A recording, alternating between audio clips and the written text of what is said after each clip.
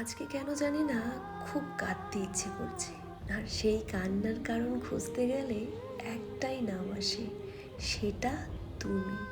তুমি মানুষটা আছো, কিন্তু আমার নেই। এটাই সবচেয়ে বড় কষ্ট। আর এই কষ্টটা নিয়ে প্রতিটা রাত পার করি আমি। মনে পড়ে সেই দিনগুলোর কথা, যখন তুমি আমাকে বলতে কখনো ছেড়ে যাব না তোমায়।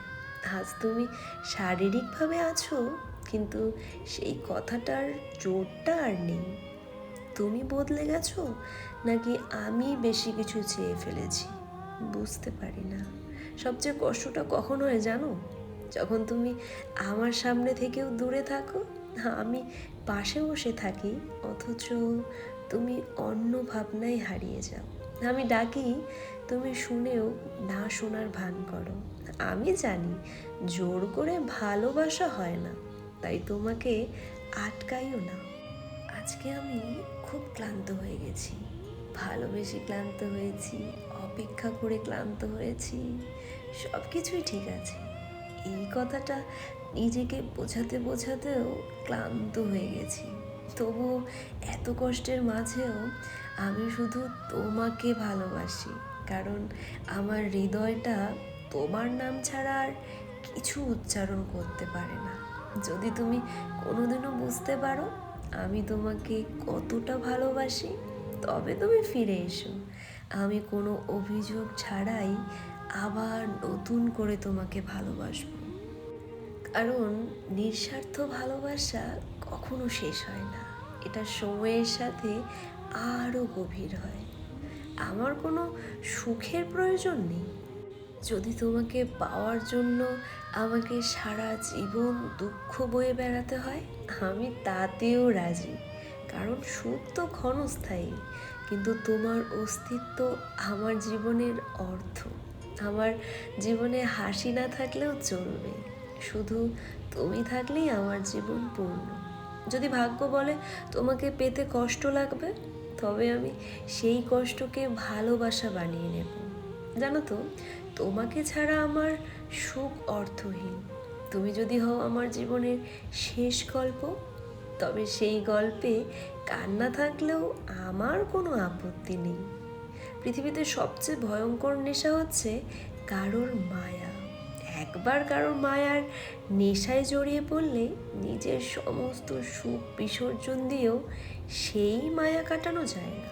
ঠিক তেমনি করে আমিও তোমার মায়ায় নিজেকে জড়িয়ে ফেলেছি, যে মায়ার শুরু আছে কিন্তু শেষ নেই।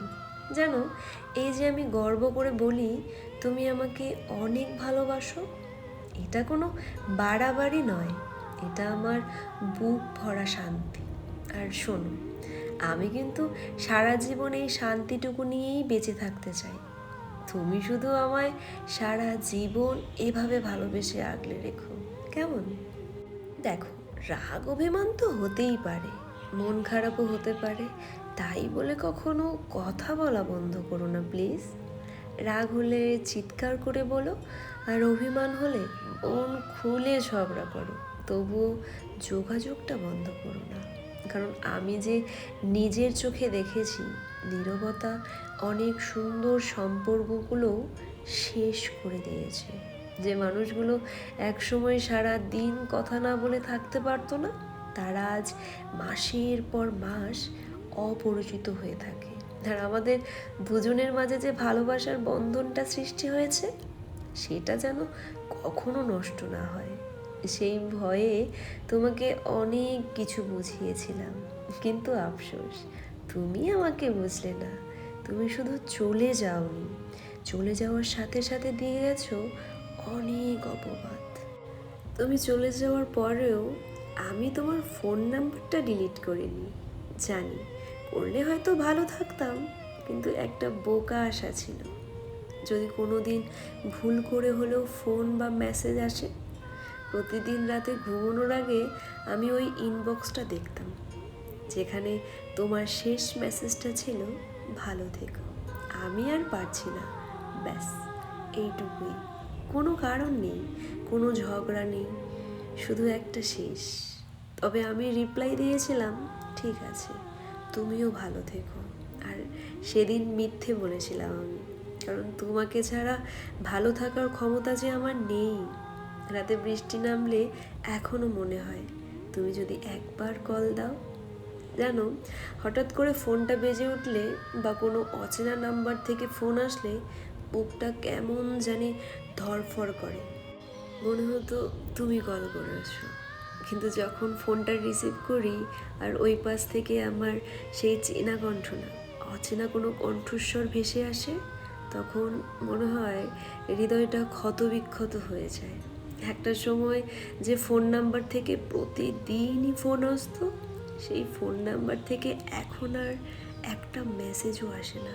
এই বিষয়টা যে আমি একদম মেনে নিতে পারি না। কি অদ্ভুত না? ভালোবাসলাম দুজনেই, কিন্তু সারা জীবন এই একতরফা ভালোবাসাটা শুধু আমাকেই বয়ে বেড়াতে হচ্ছে। মাঝে মাঝে ভাবি তোমাকে আর ভালোবাসবো না। অনেকবার চেষ্টা করেছি, কিন্তু প্রতিবারই হেরে গেছি নিজের কাছেই।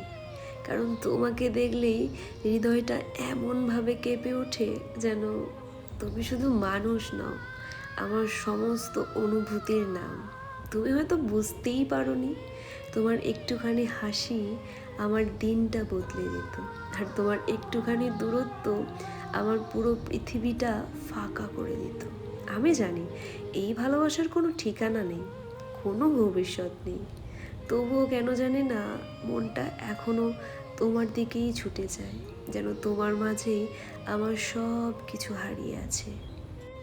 সবচেয়ে কষ্ট লাগে তখন যখন বুঝি আমি তোমার কাছে কিছুই না, আর তুমি আমার কাছে পুরো একটা পৃথিবী। তোমার চোখের দিকে তাকালে মনে হয় এই পৃথিবীতে আমার সব চাওয়া পাওয়া লুকিয়ে আছে সেখানে। তবু বাস্তবতা বারবার মনে করিয়ে দেয় এই ভালোবাসা শুধু আমার একার, তুমি কোনোদিনও আমার হবে না।